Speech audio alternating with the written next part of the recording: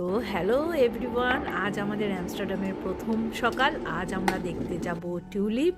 তো খুব এক্সাইটেড, আমরা সকাল সকাল উঠে এক কাপ গরম কফি বানিয়ে নিচ্ছি। তো কফি টফি খেয়ে এবার আমরা রেডি হব।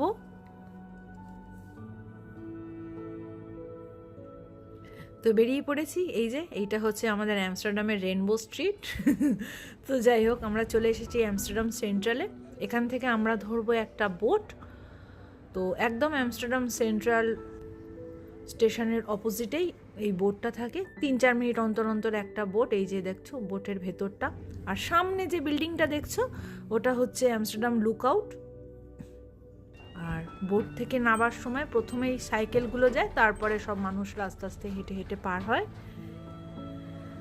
তো এই যে আমরা প্রায় পৌঁছে গেছি। প্রথমে জানো তো আমরা ভেবেছিলাম যে যিনি বাস ড্রাইভার তাদেরকে দেখালেই আমরা হয়তো বাসে উঠতে পারবো, কিন্তু না, আমরা যে টিকিটটা বুক করে এসেছি সেটা আমাদেরকে এইখানেই দেখাতে হবে। তো প্রচুর লাইন পড়েছিল।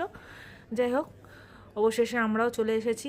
আমাদেরকে সমস্ত কিছু বুঝিয়ে দিল কোন বাসে যেতে হবে, কি করতে হবে না সব কিছু।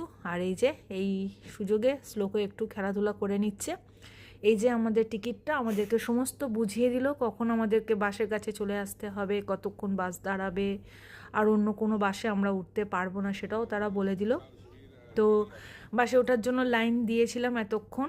তো এই যে আমাদের বাস।